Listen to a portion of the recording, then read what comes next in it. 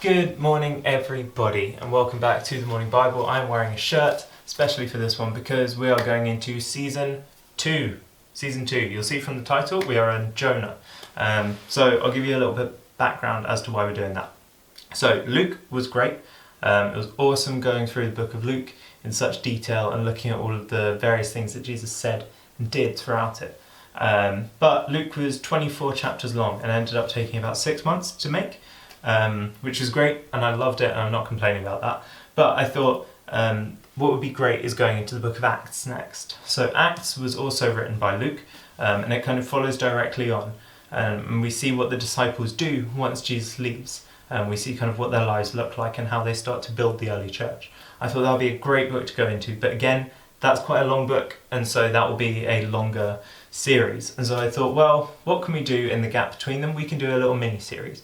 We can pick a book of the Bible that's only, 3 or 4 chapters long and go into that and get like a quick refresher, something different. So I figured if we want to do different, we could go to the Old Testament, which is why we are in Jonah. So Jonah is an interesting book. Jonah is a very short book. You may have heard of Jonah before in reference to Jonah and the whale, or Jonah and the big fish. So that is the same story. You're on the right track there. But actually, the message of this story is much greater than he just gets swallowed by a fish. Spoilers.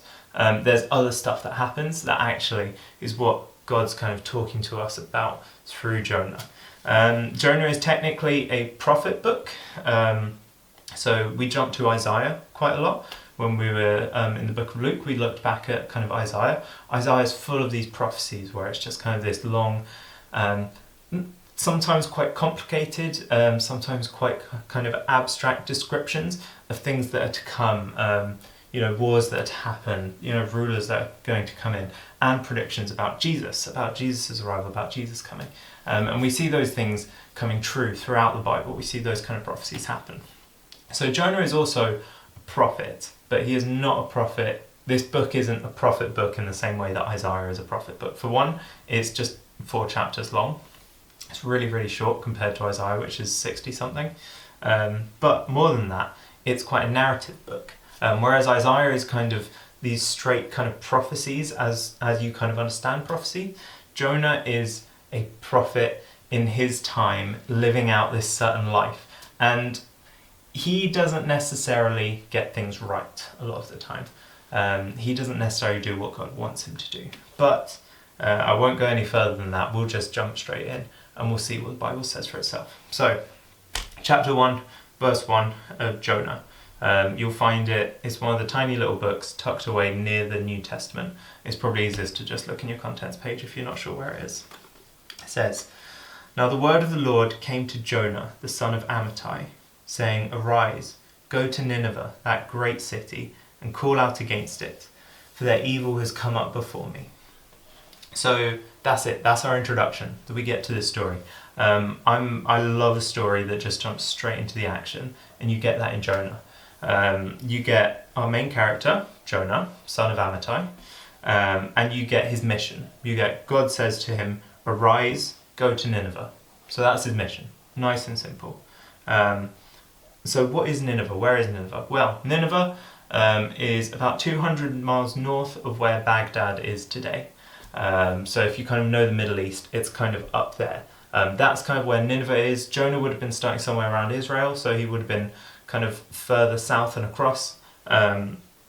And so he's got quite a bit of a journey to go on to get there.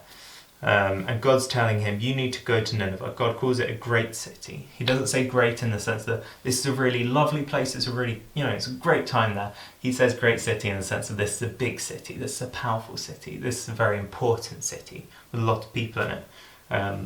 He tells Jonah he needs to go there to call out against it. So Jonah needs to walk into this huge, influential city and call out against it. He needs to tell them they're doing their things wrong.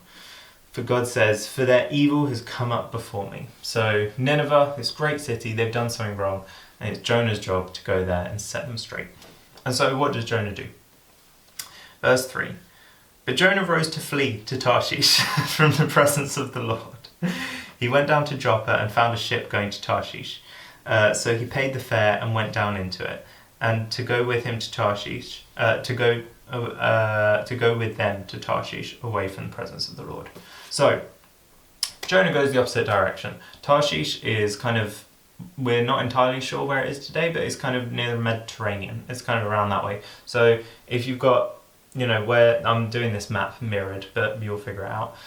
If you've got Nineveh up here where Jonah's supposed to go, you've got where he's starting, and you've got Tarshish over here. Jonah's like, I'm going this way. I'm going to get on this boat in Joppa, and I'm going to sail it across to Tarshish over here. God gives him a very clear, very direct instruction, and Jonah goes to do the opposite direction. But Jonah isn't fleeing from Nineveh. He isn't fleeing from Israel. He isn't fleeing from these places. What it says Jonah is fleeing from, it says Jonah rose to flee to Tarshish from the presence of the Lord. So Jonah isn't trying to run away from these places. He isn't trying to run away from Nineveh. He isn't trying necessarily even run away from his mission. He's trying to run away from God. Jonah is a character who is trying to run away from God. When I say character as well, I don't take that to mean that Jonah isn't real. That's just because I'm so used to kind of the language of storytelling that I just refer to people in stories as characters. That doesn't mean Jonah isn't a real person. Jonah is a real person. But Jonah decides to run away from the presence of God. So that's a big indicator of what Jonah's story is going to be about. So Jonah went down to Joppa, and he got a ship that was going to Tarshish. He paid the fare and he went down into it to go with them, away from the presence of the Lord. It's repeated again. Jonah's trying to escape from God. But you can't escape from God that easily. It says, God hurled a great wind upon the sea. There was a mighty tempest on the sea, so the ship threatened to break up. Then the mariners were afraid, and each cried out to his God. So Jonah's out there, he's in this boat, he's gone down into the hull, and he's got all these other sailors, these other mariners. We know that they're calling out to gods. So they don't worship God, the Jewish God, the Hebrew God, the God of Israel, the God that is the God of the Bible. They don't worship that God. They worship gods. They are pagans. They are worshipping their other gods, and they're calling out to them, asking for their gods to save them. And they hurled the cargo that was in the ship into the sea to lighten it for them. So these sailors are terrified. They think they're going to die in this storm. And so they're throwing off all the things they don't need. They're trying to lighten the boat as much as possible. But Jonah had gone down into the inner part of the ship and had lain down and was fast asleep.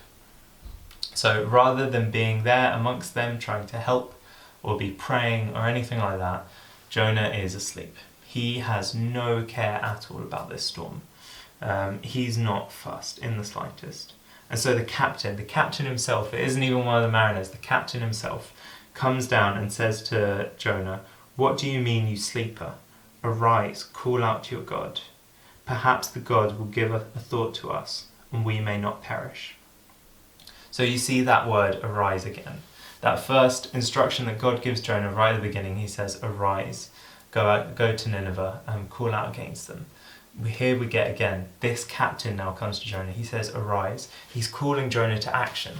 Both God and this captain have called Jonah to action. They've said, look, you need to get up and you need to do something. You have a responsibility to go out and do something. Arise and do it. He says, what do you mean, you sleeper? Arise, call out to your God. Perhaps the God will give a thought to us that we may not perish. So even though this guy isn't pagan, even though the captain is pagan, he doesn't believe in the Israel God. He doesn't follow Israel's God. He doesn't follow the Jewish faith at all. He doesn't have anything to do with these people. Even he, in this moment, is showing more willingness to talk to God than Jonah is. Jonah is trying to flee away from the presence of God. And this guy, who's pagan, who doesn't believe in any of the same stuff as Jonah, is wanting to call out to Jonah's God. In this moment, he's showing a greater willingness to have a relationship with God than Jonah is. And that's where we're going to leave it today. We're going to continue on tomorrow and see what happens when Jonah gets up, what Jonah decides to do. But yeah, you get a lot of the key kind of themes and ideas already right at the beginning of this passage. You get kind of God calling Jonah to action, God calling Jonah to do something. Jonah not just wanting to flee away from his mission, but flee away from God entirely. He doesn't want anything to do with God. And that's something that we'll kind of break down and explore more, and how that's actually relevant to our own lives a lot of the time. But that's for another video. Thank you very much for tuning in to the start of season 2. It's wonderful to have you. Can't wait to go through the rest of Jonah with you. I hope you will have a wonderful day, and I'll see you tomorrow. Bye bye bye.